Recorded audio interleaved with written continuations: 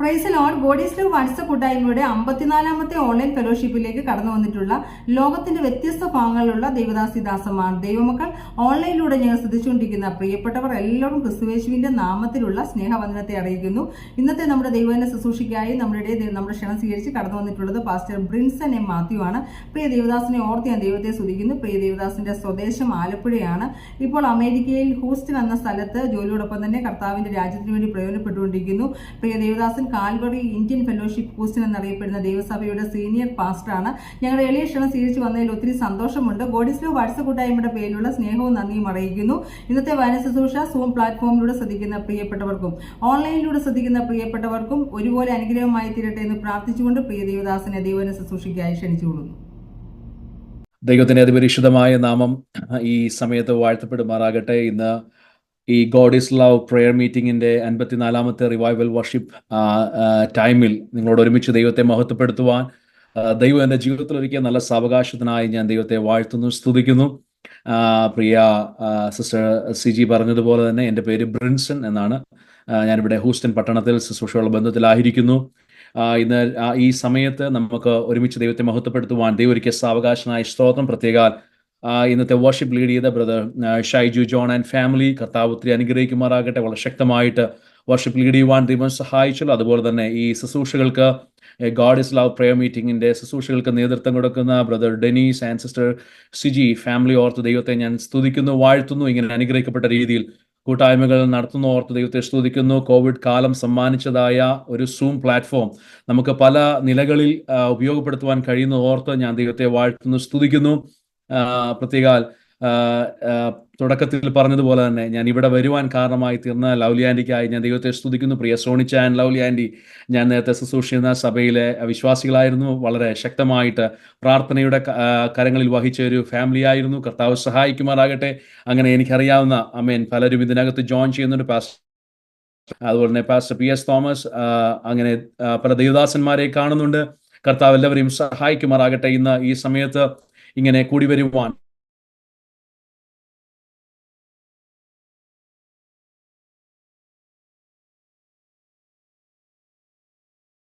പല സമയങ്ങളിലാണ് ആയിരിക്കുന്നത് കൊണ്ടാണ് ഞാൻ ഈ സമയം എന്ന് ഇടയ്ക്കിടയ്ക്ക് പറയുന്നത്. കാരണം നമുക്കറിയാം ഇന്ത്യയിൽ രാത്രിയാണ്, ഞങ്ങൾക്ക് ഇവിടെ ഉച്ചയാണ്.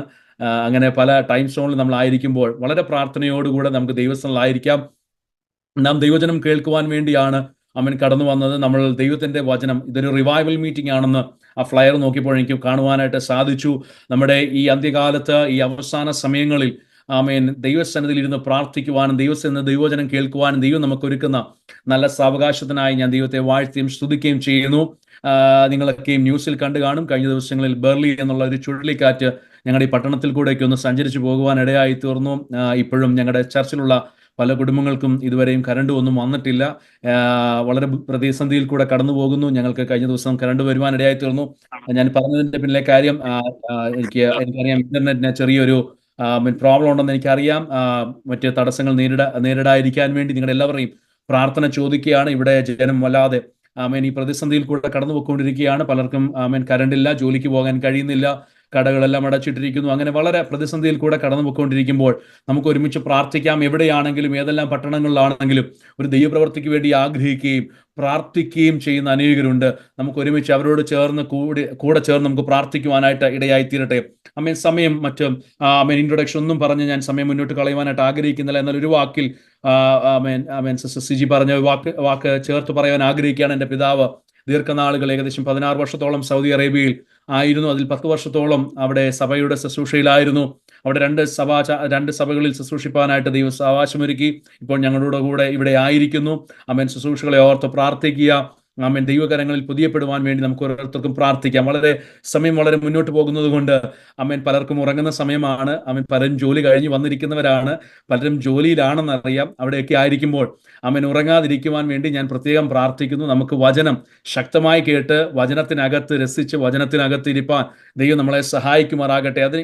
ഇന്ന് ഈ സമയത്തെ ചിന്തയ്ക്കായിട്ട് വെളിപ്പാട് പുസ്തകം 3-ാം അധ്യായം അതിന്റെ 21-ാമത്തെ വാക്യം ഒരാൾക്ക് ശബ്ദമുയർത്തി വായിക്കാൻ കഴിയുമെങ്കിൽ വളരെ നന്നായിരിക്കും. വെളിപ്പാട് പുസ്തകം റെവലേഷൻസ് ചാപ്റ്റർ 3 വേഴ്സ് നമ്പർ 21. വെളിപ്പാട് പുസ്തകം 3-ാം അധ്യായം അതിന്റെ 21-ാമത്തെ വാക്യം. ജയിക്കുന്നവന് ഞാൻ എന്നോടുകൂടെ എന്റെ സിംഹാസനത്തിൽ ഇരിപ്പാൻ വരം നൽകും. ഞാനും ജയിച്ച എന്റെ പിതാവിനോടുകൂടെ അവന്റെ സിംഹാസനത്തിൽ ഇരുന്നത് പോലെ തന്നെ. ആത്മാവ് സഭകളോട് പറയുന്നത് എന്തെന്ന് ചെവിയുള്ളവൻ കേൾക്കട്ടെ. ആമേൻ. Thank you aunty. നമുക്കൊരു നിമിഷം പ്രാർത്ഥിക്കാം. സ്വർഗീയ നല്ല പിതാവേ, നല്ല സമയത്തിനായി ഞങ്ങൾ ദൈവത്തെ വാഴ്ത്തുകയും സ്തുതിക്കുകയും ചെയ്യുന്നു. ഞങ്ങൾക്ക് ഒരുമിച്ച് കൂടുവാൻ, ഈ സൂം പ്ലാറ്റ്ഫോമിൽ ഒരുമിച്ച് കൂടുവാൻ, ദൈവത്തെ സ്തുതിക്കുവാൻ ദൈവം ഒരുക്കിയ നല്ല സാവകാശനായി സ്തോത്രം ചെയ്യുന്നു. തുടർന്ന് നടക്കുന്ന വചന ശുശ്രൂഷയെ ദൈവകരങ്ങളിലേക്ക് ഏൽപ്പിക്കുകയാണ്. ദൈവികമല്ലാത്ത ഒരു ചിന്തകൾ, ദൈവികമല്ലാത്ത വാക്കുകൾ കർത്താവ് വരുവാൻ അനുവദിക്കല്ല. ദൈവത്തിന്റെ ആലോചന മാത്രം ഇന്ന് രാത്രി വെളിപ്പെട്ട് വരുവാൻ, ഈ സമയത്ത് വെളിപ്പെട്ട് വരുവാൻ ഞങ്ങൾ ദൈവത്തോട് പ്രാർത്ഥിക്കുകയാണ്. ആത്മാവിൽ നിർത്തണമേ. അടിയുടെ ദൈവകരങ്ങളിലേക്ക് ഏൽപ്പിക്കുന്നു. കർത്താവ് കടന്നു വന്നിരിക്കുന്ന ദൈവജനത്തെ ദൈവകരങ്ങളിലേക്ക് ഏൽപ്പിക്കുന്നു. കർത്താവ് അടുത്ത ദിവസങ്ങളിൽ യൂട്യൂബിൽ കൂടെ ഈ സന്ദേശം കേൾക്കുന്ന എല്ലാവരെയും ദൈവകരങ്ങളിലേക്ക് ഏൽപ്പിക്കുന്നു. ദൈവം സഹായിക്കണം. പ്രാർത്ഥന കേട്ടതിനായി സ്തോത്രം. യേശുവിന്റെ നാമത്തിൽ തന്നെ ആമേൻ. ആമേൻ. ഒരിക്കൽ കൂടെ എല്ലാവർക്കും യേശു ക്രിസ്തുവിന്റെ നാമത്തിലുള്ള സ്നേഹവന്ദനം അറിയിക്കുന്നു. പ്രാരംഭത്തിൽ പറഞ്ഞതുപോലെ ആമേൻ, ഈ സൂം പ്ലാറ്റ്ഫോമിൽ ജോയിൻ ചെയ്യുന്ന എല്ലാവർക്കും, അതുപോലെ തന്നെ തുടർന്ന് വരും ദിവസങ്ങളിൽ യൂട്യൂബിൽ കൂടെയും മറ്റു മാധ്യമങ്ങളിൽ കൂടെയും അനേകം മെസ്സേജ് കേൾക്കുവാൻ പോകുന്നു എന്ന് ഞാൻ പൂർണ്ണമായി വിശ്വസിക്കുകയാണ്. അവർക്കെല്ലാവർക്കും യേശു ക്രിസ്തുവിന്റെ നാമത്തിലുള്ള സ്നേഹവന്ദനം അറിയിക്കുന്നു. നിങ്ങളുടെ ഏത് പ്രാർത്ഥനാ വിഷയമാണെങ്കിലും, എനിക്കറിയാം അനേക പ്രാർത്ഥനാ വിഷയങ്ങൾ ഇതിനകത്ത് വരുന്നുണ്ട്, പ്രാർത്ഥിക്കുന്നുണ്ടെന്നറിയാം. ഏത് പ്രാർത്ഥനാ വിഷയമാണെങ്കിലും അതിനകത്തെല്ലാം ദൈവം ഒരത്ഭുതം ചെയ്യട്ടെ. ദൈവത്തിന്റെ അത്ഭുതകരം അതിനകത്ത് വെളിപ്പെടുവാൻ ഇടയായി തീരട്ടെ എന്ന് ഞാൻ ആത്മാർത്ഥമായി പ്രാർത്ഥിക്കുകയാണ്. കർത്താവ് നമ്മളെ സഹായിക്കട്ടെ. നമ്മളിന്ന് സമയത്ത് ഈ ടൈമിൽ നമ്മൾ വായിച്ചതായ വാക്യം വെളിപ്പാട് പുസ്തകം 3-ാം അധ്യായം അതിന്റെ 21-ാമത്തെ വാക്യമാണ് വായിച്ചത്. എല്ലാ വാക്യങ്ങളും എടുത്ത് പ്രസംഗിക്കുവാൻ സമയമില്ലാത്തത് കൊണ്ട് ഇന്ന് ഒരു വാക്ക് മാത്രം അതിൽ നിന്ന് എടുത്തിട്ട് അതിലെ ചില കാര്യങ്ങൾ ദൈവാത്മാവിന്റെ ഹൃദയത്തിൽ തന്ന വെളിപ്പാട് നിങ്ങളുമായിട്ട് ഷെയർ ചെയ്ത് വേഗം തന്നെ നിർത്തുവാൻ, പ്രാർത്ഥിച്ചു നിർത്തുവാൻ എനിക്ക് തന്ന സമയത്തിന്റെ 2 മിനിറ്റിന് മുമ്പ് ഞാൻ എൻ്റെ മെസ്സേജ് നിർത്തുന്നതായിരിക്കും. ദൈവം അതിനുവേണ്ടി സഹായിക്കട്ടെ എന്ന് ആത്മാർത്ഥമായി പ്രാർത്ഥിക്കുകയാണ്. വെളിപ്പാട് പുസ്തകം 3-ാം അധ്യായം 21-ാം വാക്യത്തിന്റെ പ്രാരംഭ വാക്ക് ഇങ്ങനെ പറഞ്ഞത്, ജയിക്കുന്നവന് ഞാൻ എന്നോടുകൂടെ. ആ പദം ഇംഗ്ലീഷിൽ പറഞ്ഞിരിക്കുന്ന ഹി ഹു ഓവർകംസ്. ഞാൻ ഇന്ന് ഈ സമയത്ത് ശുശ്രൂഷിക്കുവാൻ ആഗ്രഹിക്കുന്ന വിഷയം ബി ആൻ ഓവർകമ്മർ, ജയിക്കുന്നവനായി തീരുക എന്നുള്ള, അല്ലെങ്കിൽ ജയാളിയായി തീരുക എന്നുള്ള വിഷയത്തെ സംബന്ധിച്ച് ശുശ്രൂഷിക്കുവാനായിട്ട് ആണ് ആഗ്രഹിക്കുന്നത്. കഴിഞ്ഞ ദിവസങ്ങളിൽ എൻ്റെ ഹൃദയത്തിൽ ദൈവത്തിന്റെ ആത്മാവ് തന്നതായ ചില ദൈവിക ആലോചനകളാണ് ഞാൻ നിങ്ങളുമായി ഷെയർ ചെയ്യുന്നത്. ഈ തലമുറയിൽ നമ്മൾ പലയിടങ്ങളിൽ പല സമയങ്ങളിൽ ഈ മെസ്സേജ് കേൾക്കുന്നുണ്ടായിരിക്കാം. പക്ഷേ എന്നെ ചലിപ്പിക്കുകയും എൻ്റെ ആത്മീയ ജീവിതത്തിന് വളരെ അനുഗ്രഹപ്രദമായി തീർന്ന ഒരു ചിന്തയാണ് ഞാൻ ഇന്ന് പകലിൽ നിങ്ങളുമായിട്ട് ഷെയർ ചെയ്യുവാനായിട്ട് ഇടയായി തീർന്നത്. ഇവിടെ പറഞ്ഞിരിക്കുന്നത് ബി ആൻ ഓവർകമ്മർ. നമ്മൾ പ്രാർത്ഥനയിലും പറഞ്ഞു, ജയിക്കുന്നതിനെ പറ്റി പല പ്രാവശ്യം പറയുവാനായിട്ട് ഇടയായി തീർന്നു. നമ്മൾ എപ്പോഴും ആഗ്രഹിക്കുന്നത് നാം ജയിക്കുന്നവരായി തീരണം. എങ്ങും തോറ്റുപോകുവാൻ നാം താല്പര്യപ്പെടുന്നില്ല. നമ്മുടെ ഏത് വിഷയമായിക്കൊള്ളട്ടെ, ഏത് ഭാഗങ്ങളായിക്കൊള്ളട്ടെ, അവിടെയെല്ലാം നാം ആഗ്രഹിക്കുന്നത് നാം ജയിക്കണം. ഇപ്പോൾ തന്നെ നമ്മൾ പറഞ്ഞു കഴിഞ്ഞാൽ ഒരു സംഭാഷണം, ഒരു കോൺവെർസേഷൻ ആരെങ്കിലും തമ്മിൽ ഉണ്ടായാൽ, ഒരു പോയിന്റ് മുൻപോട്ടിട്ട് കഴിഞ്ഞാൽ നമ്മൾ എപ്പോഴും എന്താ ചെയ്യുന്നത്? മറുവശത്ത് തെറ്റാണെങ്കിൽ പോലും നാം പറഞ്ഞ പോയിന്റ് ജയിക്കുവാൻ വേണ്ടി, നാം അതിനെ സപ്പോർട്ട് ചെയ്യുവാൻ വേണ്ടി പല കാര്യങ്ങളും പറയുവാനായിട്ടിടയായിത്തീരും. നമ്മൾ എപ്പോഴും നമ്മുടെ മനസ്സിലെ ഏതൊരു സമയത്തെയും ആഗ്രഹം ജയിക്കുക എന്നുള്ളതാണ്. തോൽക്കുവാൻ ആരും ആഗ്രഹിക്കുന്നില്ല. അതുപോലെയാണ് നമ്മുടെ യേശു കർത്താവ് നമ്മളെ ജയിച്ചവരായിട്ട് കാണുവാനായിട്ടാണ് ദൈവം ആഗ്രഹിക്കുന്നത്. നമ്മൾ ഒരിക്കലും തകർന്നവരായി അല്ലെങ്കിൽ തോറ്റവരായി കാണുവാൻ ദൈവം ആഗ്രഹിക്കുന്നില്ല. നാം ജയിച്ചവരായി ജയിച്ചു കാണുവാൻ ദൈവം ആഗ്രഹിക്കുകയാണ്. ഈ വചനം നമ്മൾ ഉൽപ്പത്തി പുസ്തകം 1-ാം അധ്യായം മുതൽ പഠിച്ചു വരുമ്പോൾ കാണുവാൻ കഴിയുന്നത്, നമുക്ക് അതിലെ ഓരോ വാക്യങ്ങളും ഓരോ ചരിത്രങ്ങളും എടുത്തു പഠിച്ചാൽ കാണുവാൻ കഴിയുന്നത്, അതെല്ലാം പറഞ്ഞിരിക്കുന്നത് നാം തോറ്റുപോകുവാൻ വേണ്ടിയല്ല, മറിച്ച് ഇതിലെ ഓരോ ഭാഗങ്ങളും നമ്മളെ വെളിപ്പെടുത്തി തരുന്നത്, അതിൽ നിന്ന് കാണിച്ചു തരുന്നത് നമുക്ക് എങ്ങനെ ജയിക്കാം എന്നുള്ളതാണ്. എങ്ങനെ പ്രതിസന്ധികളെ തരണം ചെയ്ത് ജയകരമായ ഒരു ക്രിസ്ത്യ ജീവിതം നയിക്കാം എന്നുള്ളതാണ്. എങ്ങനെ പാപത്തെ ജയിക്കാം എന്നുള്ളതാണ്. എങ്ങനെ പ്രതികൂലങ്ങളെ ജയിക്കാം എന്നുള്ളതാണ്. ഇതാണ് ഈ പുസ്തകത്തിനകത്ത്, ഈ ബൈബിളിനകത്ത് കൊടുത്തിരിക്കുന്ന സന്ദേശം.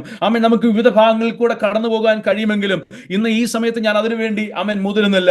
1-2 കാര്യങ്ങൾ വേഗം പറയുവാൻ ആഗ്രഹിക്കുകയാണ്.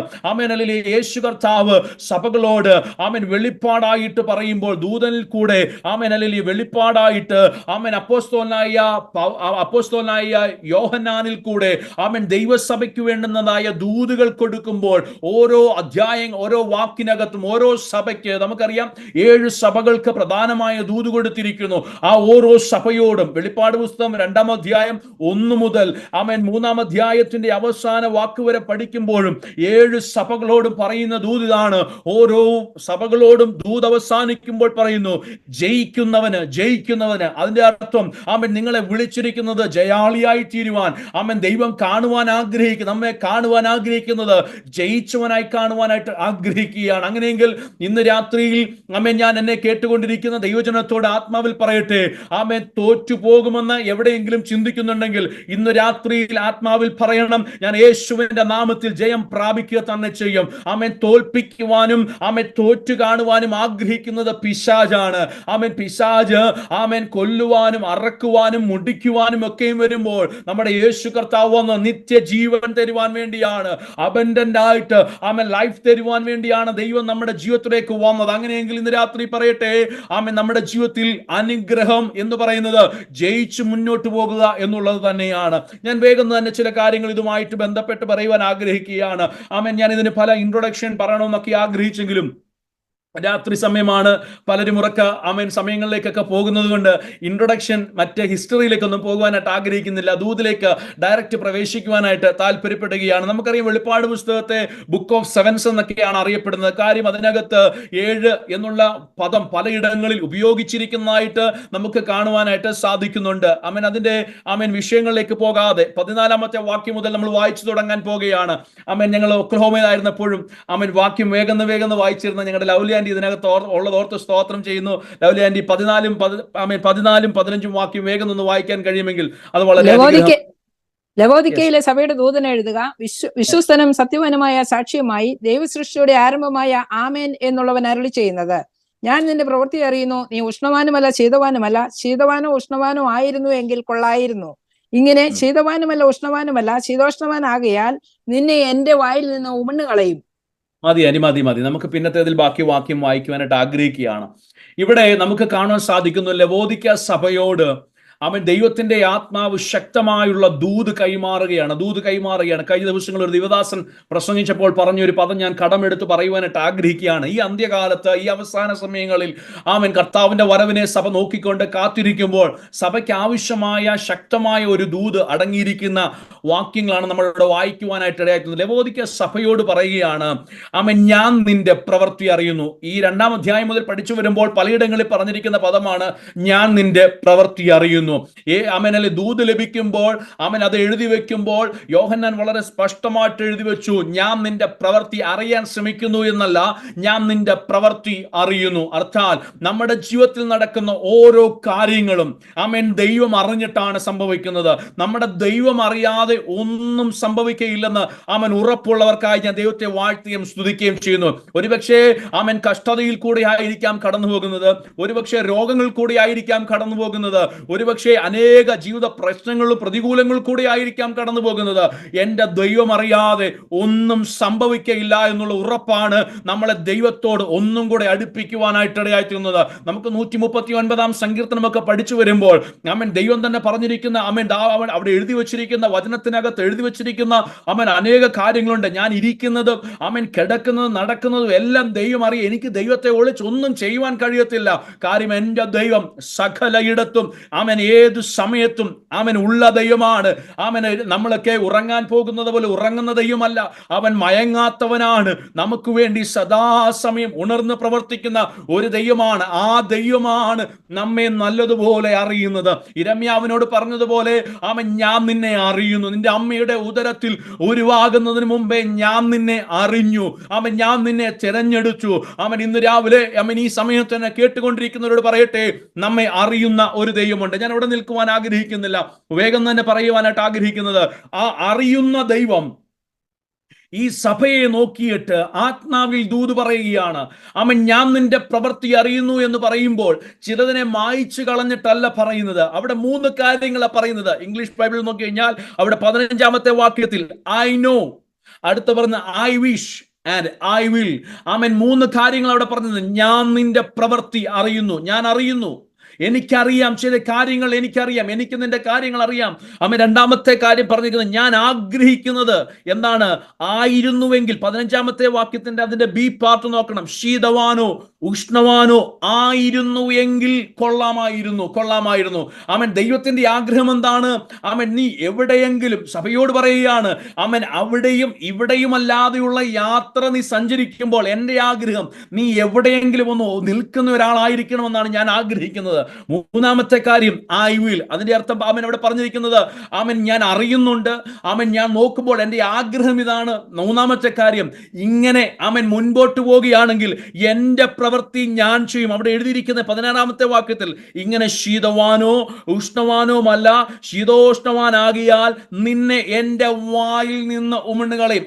I will spit you out of my mouth. എൻ്റെ വായിൽ നിന്ന് ഉമിണ്ണുകളയും. അതിന്റെ അർത്ഥം 3 കാര്യങ്ങളാണ് പറഞ്ഞിരിക്കുന്നത്. എനിക്കറിയാം, I know, amen, I wish, എൻ്റെ ആഗ്രഹം. 3-ാമത്തെ കാര്യം ഐ വിൽ. ആമേൻ. ഇത് ആമേൻ മുൻപോട്ട് നേരെ പോയില്ലെങ്കിൽ ന്യായവിധി ഉണ്ടാകുമെന്ന് വളരെ ശക്തമായിട്ട് പ്രതിപാദിച്ചിരിക്കുന്ന നമുക്ക് കാണാൻ സാധിക്കുന്നു. എന്തിനാണ് ഈ പ്രാരംഭത്തിൽ തന്ന 3 കാര്യങ്ങൾ പറഞ്ഞിരിക്കുന്നതെന്ന് ആമേൻ നാം പഠിക്കുമ്പോൾ, ആമേൻ, താഴോട്ടുള്ള വാക്യങ്ങൾ പഠിക്കുമ്പോൾ നമുക്ക് ആഴത്തിൽ മനസ്സിലാക്കുവാൻ സാധിക്കുന്നുണ്ട്. ഈ സഭയുടെ പ്രശ്നം എന്താണ്? അവിടെ പറഞ്ഞിരിക്കുന്നത് 17-ാം വാക്യം 1-ാം ഭാഗം ഇങ്ങനെ പറഞ്ഞു, ഞാൻ ധനവാൻ സമ്പന്നനായിരിക്കുന്നു, എനിക്കൊന്നിനും മുട്ടില്ല എന്ന് പറഞ്ഞുകൊണ്ട്. അതിന്റെ അർത്ഥം എന്താണ് ഇവിടെ പറഞ്ഞിരിക്കുന്നത്? ഞാൻ അറിയുന്നു, ആമേൻ, ആമേൻ, ഹല്ലേലൂയ, എൻ്റെ ആഗ്രഹം ഇതാണ്, ആമേൻ, ഹല്ലേലൂയ, ഇല്ല എങ്കിൽ I will spit you out of my mouth. അങ്ങനെ പറഞ്ഞിരിക്കുന്നത്, ആമേൻ, നിങ്ങൾ പറയുന്ന ചില കാര്യമുണ്ട്. അതിന്റെ മറുഭാഗം പറയാം, നിങ്ങൾ അല്ലാത്ത ചിലതിനെ നിങ്ങൾ ആണെന്നുള്ള ചിന്തയോടുകൂടെ മുൻപോട്ട് പോകുമ്പോൾ ദൈവം പറയുക, ഞാൻ എൻ്റെ കണ്ണിൽ കൂടെ നോക്കുമ്പോൾ, ആമേൻ, നിന്റെ പ്രവൃത്തി അറിയുന്ന ഞാൻ, ആമേൻ, എൻ്റെ കണ്ണിൽ കൂടെ നോക്കുമ്പോൾ. അതിന്റെ 17-ാം വാക്യത്തിന്റെ ബി പാർട്ടിൽ പറഞ്ഞിരിക്കുക, നീ നിർഭാഗ്യവാനും അരിഷ്ടനും ദരിദ്രനും കുരുടനും, ആമേൻ, നഗ്നനും എന്ന് അറിയാതിരിക്കിയാൽ തന്നെ. അവിടെ പറയുകയാണ്, പുറമേ പറയുകയാണ്, ഞാൻ സമ്പന്നനാണ്, ആമേൻ, ഞാൻ ധനവാനാണ്, എനിക്കൊന്നിനും മുട്ടില്ല, ആമേൻ എന്നൊക്കെ പറഞ്ഞ് മുൻപോട്ട് പോകുന്ന സഭയെ നോക്കിക്കൊണ്ട് ആത്മാവിൽ വെളിപ്പാട് വിളിച്ചു പറയുകയാണ്. ദൈവത്തിന്റെ ആത്മാവ് ദൂത് പറയുകയാണ്, ആമേൻ, പുറമെയുള്ള പ്രസനങ്ങളും, ആമേൻ, പുറമെയുള്ളതൊന്നുമല്ല. ദൈവം നിന്റെ അകത്തേക്ക് നോക്കുമ്പോൾ, എനിക്കറിയാം ഇതൊരു റിവൈവൽ മീറ്റിംഗ് ആണ്, ആമേൻ, ദൈവം അനുഗ്രഹിക്കാൻ പോകുന്നു എന്നുള്ള മെസ്സേജ് ഒക്കെ ആയിരിക്കാം ഇന്ന് പകൽ നിങ്ങൾ ആഗ്രഹിക്കുന്നത്. പക്ഷെ ദൈവത്തിന്റെ ആത്മാവിന്റെ ദൂത് വിളിച്ചു പറയട്ടെ, ആമേൻ, പുറമേ കാണുന്നതൊന്നുമല്ല, നമ്മുടെ അകം നോക്കുന്ന ഒരു ദൈവമുണ്ട്. പുറത്തിരുന്ന് കൈയടിക്കുവാൻ കഴിയും, പുറത്തിരുന്ന് ഉപവാസ പ്രാർത്ഥനയ്ക്ക് അറ്റൻഡ് ചെയ്യാൻ കഴിയും, പുറത്തിരുന്ന് റിവൈവൽ മീറ്റിംഗ്സ് അറ്റൻഡ് ചെയ്യാൻ കഴിയും, സ്തോത്രാഴ്ച കൊടുക്കുവാനും ദശാംശം കൊടുക്കുവാനും എല്ലാം കഴിയും. പക്ഷെ നമ്മുടെ അകത്തെ കാണുന്ന, നമ്മുടെ അകത്തെ പ്രവൃത്തി കാണുന്ന, നമ്മുടെ ഹൃദയത്തെ ആമേൻ ശോഭന ചെയ്ത് അറിയുന്ന ഒരു ദൈവത്തിന്റെ സന്നിധിയിലാണ് നാം ആയിരിക്കുന്നത്. ഇവിടെ ലവോദിക്ക സഭയോട് പറയുകയാണ്, ഞാൻ നോക്കുമ്പോൾ എന്താണ്? നീ നിർഭാഗ്യവാനാണ്, അരിഷ്ടനാണ്, ദരിദ്രനാണ്, കുരുടനാണ്, നഗ്നനാണ്. ഇതെന്ത് സംഭവിക്കുകയാണ്? ഇത് ഇവർ അറിയാതെ മുൻപോട്ട് പോകുകയാണ്. എന്താ സംഭവിക്കുന്നത്? ഇവർ അറിയുന്നില്ല. 1-ാമത്തെ ചിന്ത നമ്മൾ ചിന്തിക്കാൻ വേണ്ടി പോകുകയാണ്. ആമേൻ, എപ്പഫ്രാസ് ആമേൻ സ്ഥാപിച്ചതായി ഈ സഭയിലെ ആമേൻ ദൈവജനത്തോട് പറയുന്ന, in order to be an overcomer, ആമേൻ ജയിച്ചവനായിട്ട് മുന്നോട്ട് പോകാൻ ആഗ്രഹിക്കുന്നുണ്ടെങ്കിൽ 1-ാമത്തെ കാര്യം, be an overcomer by having an introspection. ആമേൻ, ഒരു സ്വയ ആത്മീക പരിശോധനയിൽ കൂടെ മാത്രമേ നമുക്ക് ജയിച്ചു മുന്നേറുവാൻ കഴിയത്തുള്ളൂ. ആമേൻ, പുറത്തുനിന്ന് നോക്കുന്നവർക്ക് അവൻ നല്ല ആത്മീയനാണ്, പുറത്തുനിന്ന് നോക്കുന്ന ഒരു വ്യക്തിക്ക് ആ വ്യക്തി നല്ലൊരു ആത്മീയ ആമേൻ കാര്യങ്ങളിൽ ഇടപെടുന്ന വ്യക്തിയാണെന്ന് പുറത്തുള്ളവർക്ക് പറയാം. പക്ഷേ ദൈവം നോക്കുമ്പോൾ എങ്ങനെയാണെന്ന് ഇന്ന് രാത്രി, ഇന്ന് ഈ സമയത്ത് നാം ചിന്തിക്കുവാനിടയായി തീരണം. 1-ാമത്തെ കാര്യം ഇവിടെ പറഞ്ഞിരിക്കുന്ന കാര്യം ഇതാണ്. ഹല്ലേലൂയ. അവർ പറയുന്ന ഒരു കാര്യമുണ്ട്, I am rich and have become wealthy and have need of nothing. Hallelujah. And you do not know that you are rich, miserable, poor and blind and naked. അവിടെ പറഞ്ഞിരിക്കുകയാണ്, നിങ്ങൾ ചില കാര്യങ്ങൾ പറയുന്നുണ്ടെങ്കിലും അത് നിങ്ങളല്ല. അമൻ ഇതിന്റെ ചരിത്ര പശ്ചാത്തലം വേഗം ഒന്ന് പറയുവാൻ ആഗ്രഹിക്കുകയാണ്.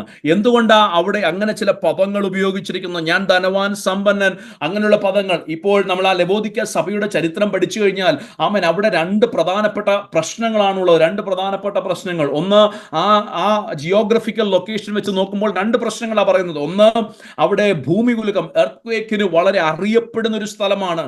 ഭൂമികുലുക്കത്തോടുള്ള ബന്ധത്തിൽ അറിയപ്പെടുന്ന ഒരു സ്ഥലമാണ്. അതുപോലെ തന്നെ അവിടെ വെള്ളത്തിന് വളരെ ക്ഷാമമുള്ള ഒരിടമാണ്. വെള്ളത്തിന് വളരെ ക്ഷാമമുള്ള ഇടം. വെള്ളം അവർക്ക് ലഭിക്കേണ്ടതിന് വേണ്ടി ചരിത്രകാരന്മാർ പറയുന്നത് നിയർലി 7 മൈലുകൾ താണ്ടി അപ്പുറത്ത് നിന്ന് ഇവിടേക്ക് വെള്ളം പല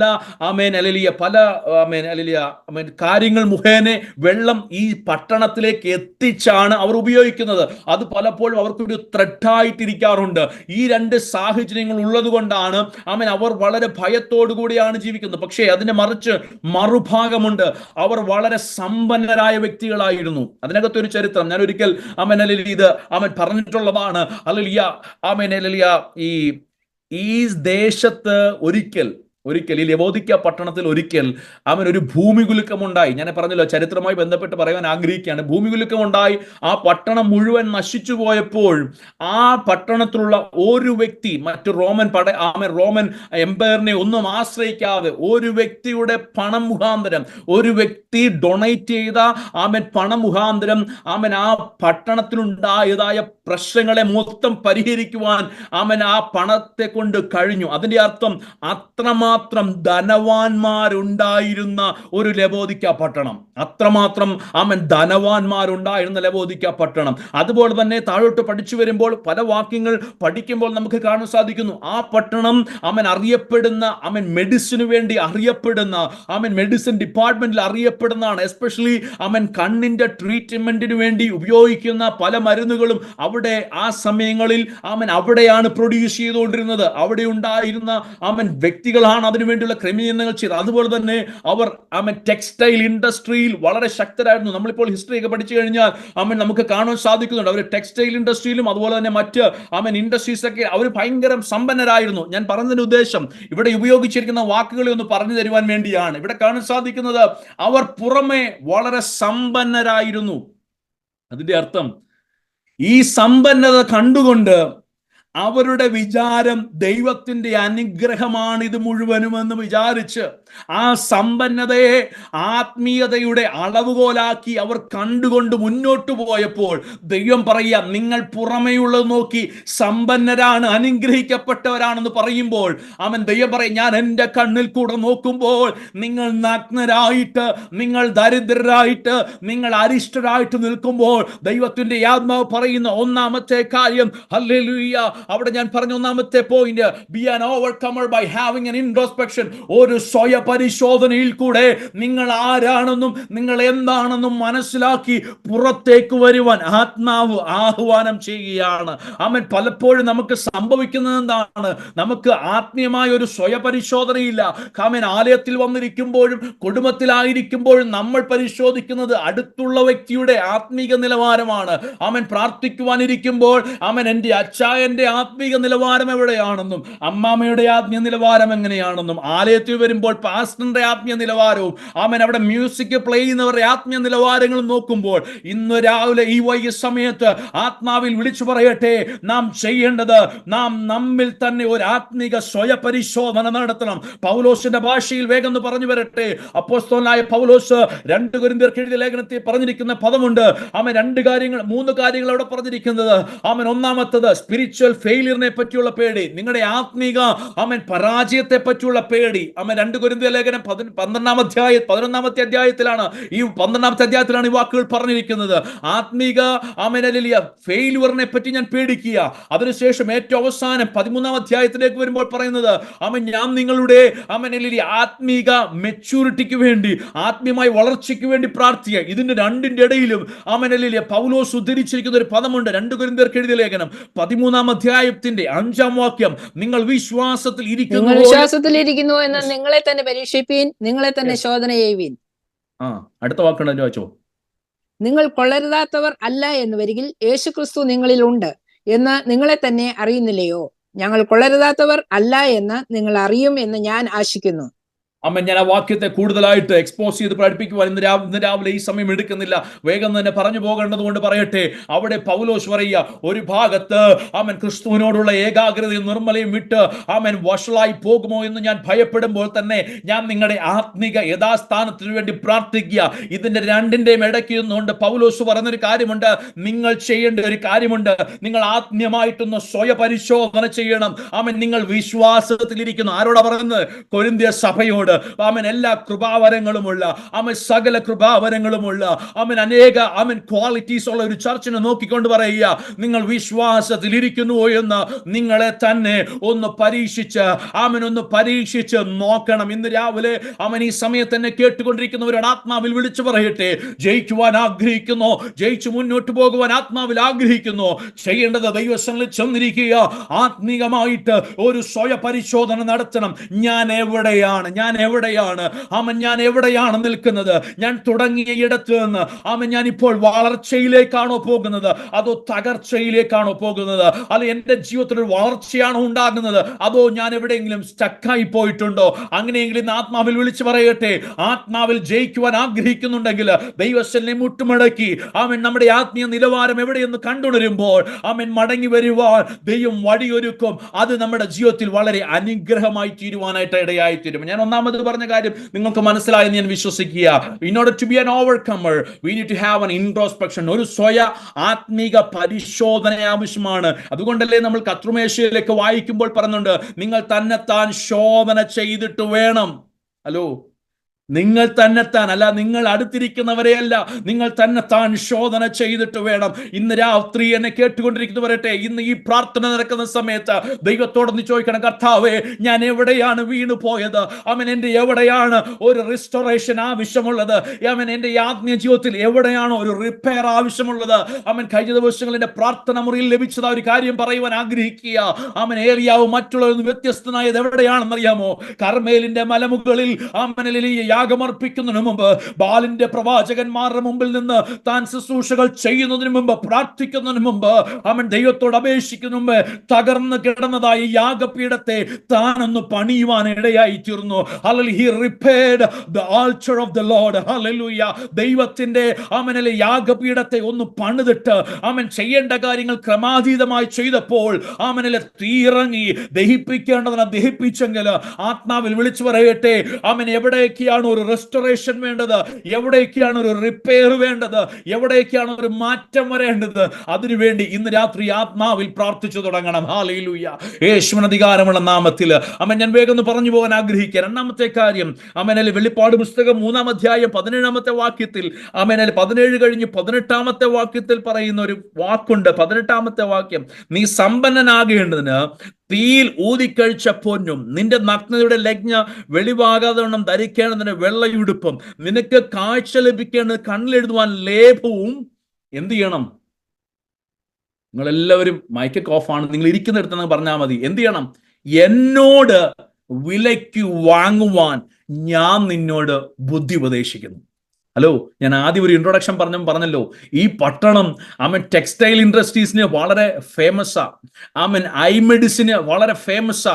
അവർക്ക് റിച്ച് വൈ അവരുടെ ഫൈനാൻഷ്യൽ സെറ്റപ്പ് ഒക്കെ വളരെ ശക്തമാ. അവർ വളരെ റിച്ച് ആണ്. പക്ഷെ ഇവിടെ പറയുന്നത്, ഈ സാഹചര്യം നിൽക്ക് നീ രക്ഷപ്പെടണമെന്നുണ്ടെങ്കിൽ, നിന്റെ ആത്മീയ നിലവാരത്തിൽ നിന്ന് നീ ജയിച്ചവനായി പുറത്തു വരണമെങ്കിൽ ലോകത്തിലേക്കല്ല പോകേണ്ടത്, മറിച്ച് അവിടെ ഉപയോഗിച്ചിരിക്കുന്ന വാക്ക് എന്നോട് ആരോടാ? ദൈവത്തോട് വാങ്ങുവാൻ അവന്റെ അരികിലേക്ക് വരണം. അവിടെ 18-ാമത്തെ വാക്യത്തിൽ English, I advise you to buy from me. അല്ലാതെ ലോകത്തിൽ പോയി ലോകക്കാരോട് മേടിക്കാനല്ല പറഞ്ഞത്, നീ എന്നോട് വിലയ്ക്ക് വാങ്ങണം. അർത്ഥാൽ നീ ജയിച്ചവനായി മുന്നോട്ട് പോകുവാൻ ആഗ്രഹിക്കുന്നുണ്ടെങ്കിൽ, ദൈവപൈതലെ ജയിച്ചവനായി മുന്നോട്ട് പോകുവാൻ ഏതെങ്കിലും നിലവാരത്തിൽ ആഗ്രഹിക്കുന്നുണ്ടെങ്കിൽ, രണ്ടാമത്തെ കാര്യം, you need to have an intimate relationship with God. ദൈവമായിട്ടൊരു ആഴമായ ബന്ധമുണ്ടായിരിക്കണം. ആമൻ. എന്നോട് ആരും പിണങ്ങരുതേ. ആമൻ. നിങ്ങളുടെയൊക്കെ മുഖം കാണുമ്പോൾ എനിക്ക് നിങ്ങളെല്ലാം എന്നോട് പിണങ്ങിയിരിക്കുന്നല്ലോ എനിക്ക് തോന്നുക. ആമൻ. ആത്മാവ് ആമൻ വചനത്തിനകത്ത് പറഞ്ഞിരിക്കുന്ന ദൂത് ഞാൻ വിളിച്ചു പറയുകയാ. ആമൻ. പറയുക, ജയിച്ചവനായിട്ട് മുന്നോട്ട് പോകണമെങ്കിൽ, അവൻ ഒരു ജയാളിയായി തീരണമെങ്കിൽ, അവൻ ലോകത്തിലേക്കല്ല പോകേണ്ടത്, ലോകക്കാരുടെ അടുക്കലേക്കല്ല പോകേണ്ടത്, ലോകം തരുന്നതിലേക്കല്ല പോകേണ്ടത്, മറിച്ച് ദൈവത്തിങ്കിലേക്കൊന്ന് അടുത്തു ചെല്ലണം. അവൻ ദൈവത്തിന്റെ അരികെ ചെന്നാൽ എന്താണോ കുറവുള്ളത്, ഹല്ലേലൂയ, എന്താണോ കുറവുള്ളത് അത് നൽകി തരുവാൻ ദൈവത്തെ കൊണ്ട് കഴിയും. ലോകക്കാർ പലതും പറഞ്ഞു മാറിപ്പോകുമ്പോൾ അവൻ അഭിപ്രായങ്ങളും ആശയങ്ങളും പറഞ്ഞു, ഒന്നും കൂടെ പറഞ്ഞാൽ ഇന്നത്തെ മീഡിയ ലാംഗ്വേജ് പറഞ്ഞാൽ ലൈക്ക് ഇട്ട് കമന്റ് ചെയ്ത് ഷെയർ ചെയ്തു പോകുവാൻ ലോകത്തെ കൊണ്ട് കഴിയും. പക്ഷെ ദൈവത്തിന്റെ സന്നിധി ചെന്നാൽ നമ്മളോട് ചോദിക്കുന്ന ഒരു ചോദ്യമുണ്ട്, ഞാൻ നിനക്ക് എന്ത് ചെയ്തു തരണം? ഹല്ലേലൂയ. കരയുന്ന ദൈവ പൈതലേ, അവനിൽ നിലവിളിക്കുന്ന ദൈവ പൈതലേ, അവൻ ദൈവസന്നിധിയിലേക്ക് ചെല്ലുമ്പോൾ ദൈവത്തിന് നിന്നോട് ചോദിക്കാനുള്ള ചോദ്യം, ഞാൻ നിനക്ക് എന്ത് ചെയ്തു തരണം? ഹല്ലേലൂയ. അതിന് ആ ചോദ്യം കേൾക്കണമെങ്കിൽ ലോകത്തിന്റെ മുമ്പിൽ പോയിരുന്ന കിട്ടത്തില്ല, ലോകക്കാരുടെ മുമ്പിൽ പോയിരുന്ന കിട്ടത്തില്ല, മീഡിയാസിന്റെ മുമ്പിൽ പോയിരുന്ന കിട്ടത്തില്ല. അവൻ ഫേസ്ബുക്കും ഇൻസ്റ്റാഗ്രാമും അല്ലെങ്കിൽ യൂട്യൂബും മാറി മാറി സ്ക്രോൾ ചെയ്താൽ കിട്ടത്തില്ല. മറിച്ച് അവന് ദൈവത്തിന്റെ ആത്മാവിന്റെ ദൂത് വിളിച്ചു പറയട്ടെ, അത് ലഭിക്കുന്ന ഒരേ ഒരു ഇടം അത് ദൈവത്തിന്റെ സന്നിധിയാണ്. ഹല്ലേലൂയ. In the Lord's presence only you can receive the revelation. ദൈവത്തിന്റെ സന്നിധിയിൽ മാത്രമേ വെളിപ്പാടുകൾ പ്രാപിക്കുവാൻ കഴിയത്തുള്ളൂ. ഹല്ലേലൂയ. In the Lord's presence only you can receive the repentance. In the Lord's presence only you can receive ഹല്ലേലൂയ the repair and the restoration. ദൈവത്തിന്റെ സന്നിധിയിൽ മാത്രമേ ദൈവത്തിന്റെ സന്നിധിക്ക് മാത്രമേ നമ്മളെ പുതുക്കി പണിയുവാനും നമ്മളെ രൂപാന്തരപ്പെടുത്തുവാനും കഴിയത്തുള്ളൂ. ആത്മാവിൽ ഇന്ന് പകൽക്കാലം ചിലരോടൊക്കെ ആത്മീക ദൂത് വിളിച്ചു പറയുക, ജീവിതത്തിൽ മുന്നേറുവാൻ ആഗ്രഹിക്കുന്നുണ്ട്, കഴിയുന്നില്ല. ജീവിതത്തിലോ ആത്മീകമായി ഒന്നുകൂടി ഒരു സ്റ്റെപ്പ് എടുത്തു വെക്കുവാൻ ആഗ്രഹിക്കുന്നുണ്ട്, കഴിയുന്നില്ല. ഇന്ന് രാവിലെ ആത്മാവിൽ വിളിച്ചു പറയട്ടെ, ദൈവസന്നിധി മുട്ടുമടക്ക്, ദൈവത്തിന്റെ സന്നിധിയിൽ ചെന്നിരിക്കുക.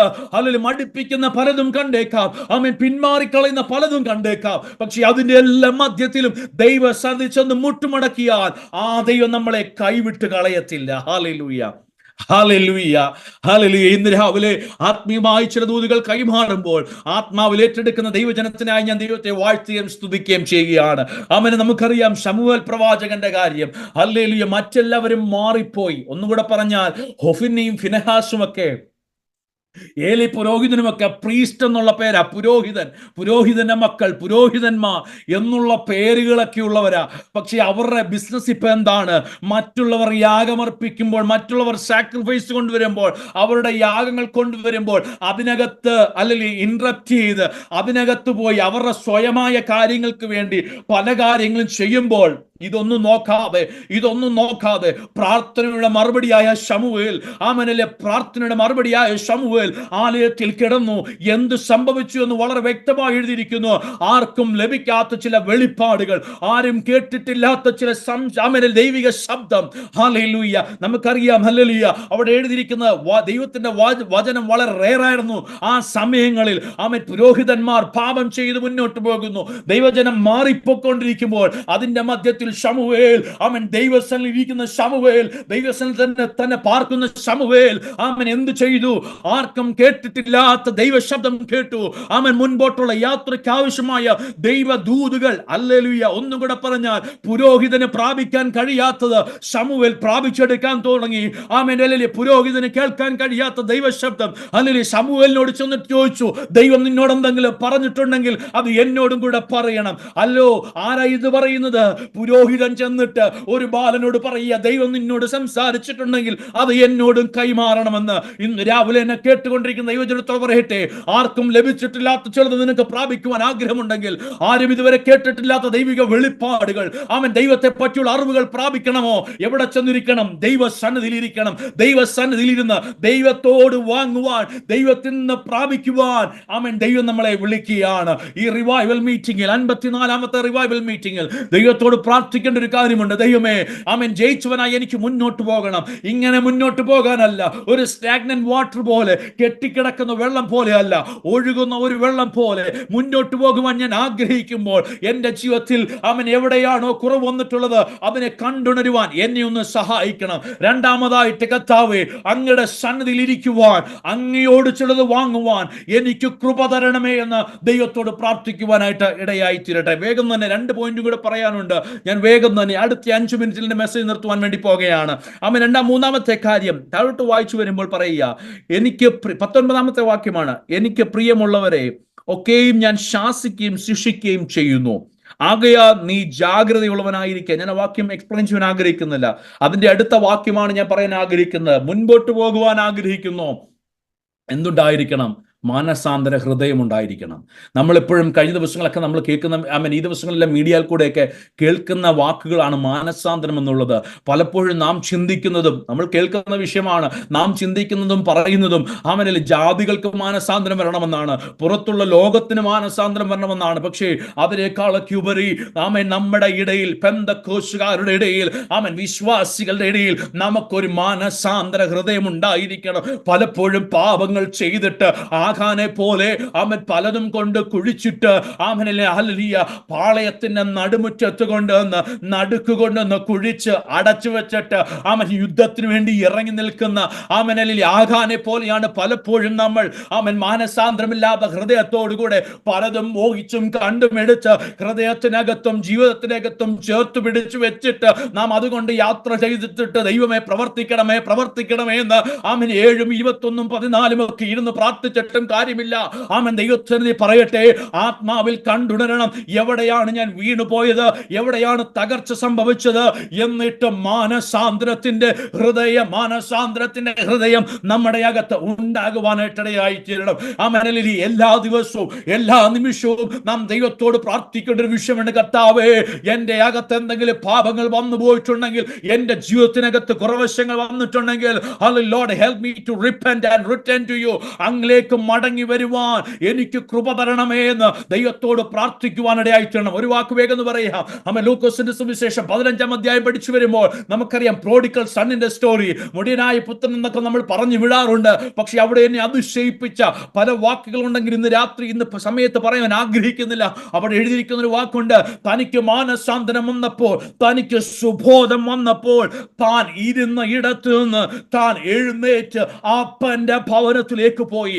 ഇന്ന് കാണുന്നത് എന്താണ്? അറിയാം സുബോധം വരുന്നുണ്ട്, പക്ഷെ എഴുന്നേറ്റ് പോകുവാൻ തയ്യാറാകുന്നില്ല.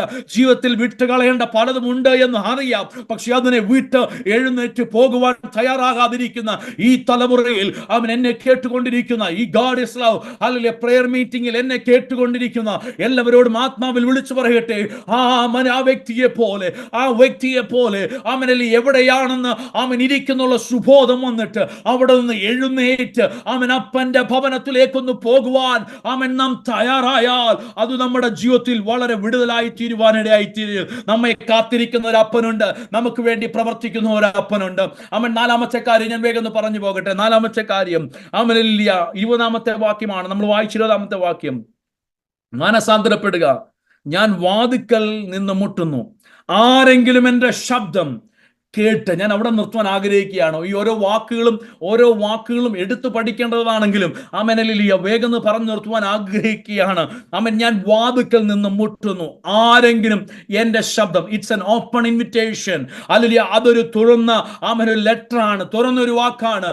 ആരെങ്കിലും ഹല്ലേലൂയ ഹല്ലേലൂയ. അവിടെ എഴുതിയിരിക്കുന്ന, behold I stand at the door and knock, if anyone hears my voice, എൻ്റെ ശബ്ദം കേട്ട് ആരെങ്കിലും വാതിൽ തുറന്നാൽ. ആ വാക്ക് ഞാൻ ഇവിടെ നിർത്തുവാൻ ആഗ്രഹിക്കുകയാണ്.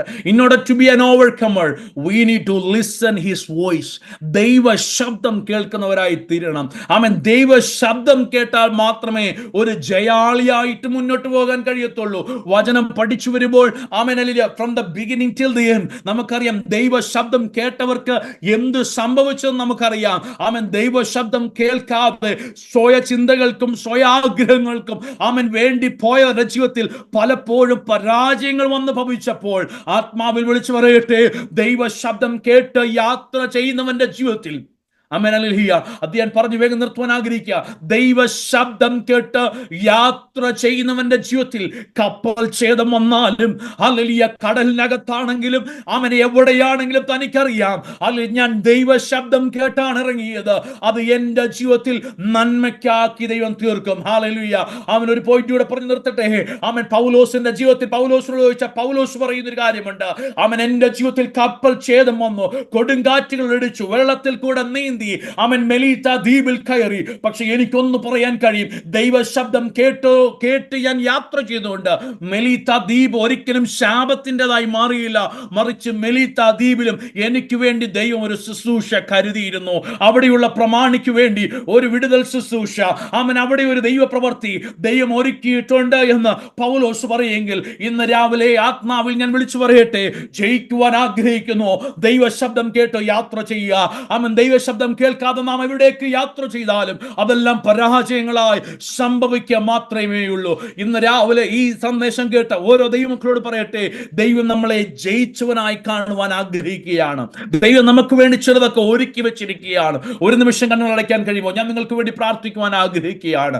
അവൻ ദൈവം നമ്മളെ ജയിച്ചവരായി കാണുവാൻ ആഗ്രഹിക്കുമ്പോൾ പലപ്പോഴും പിശാചായവൻ തന്റെ പദ്ധതികളുമായി, ഹല്ലേലൂയ, പലതരത്തിലുള്ള തന്ത്രങ്ങളുമായിട്ട് നമ്മുടെ ജീവിതത്തിന് നേരെ വരുമ്പോൾ ഇന്ന് രാവിലെ ആത്മാവിൽ പറയണം, ഞാൻ അതിനെ ജയിക്കും, ഞാൻ അതിനെ ജയിക്കും, ഞാൻ അതിനെ ആത്മാവിൽ ജയിക്കും. യേശുവിന്റെ അധികാരമുള്ള നാമത്തിൽ ഞാൻ ഈ പറഞ്ഞ 4 പോയിന്റ് നിങ്ങളുടെ ഹൃദയത്തിൽ കുറിച്ചിടണം. അവൻ അനേക കാര്യങ്ങൾ പറയുവാനുണ്ടെങ്കിലും ഞാൻ ഇവിടെ നിർത്തുകയാണ്. In order to be an overcomer, you need to have an introspection. അവൻ ആത്മീയമായ ഒരു സ്വയ പരിശോധന ആവശ്യമാണ്.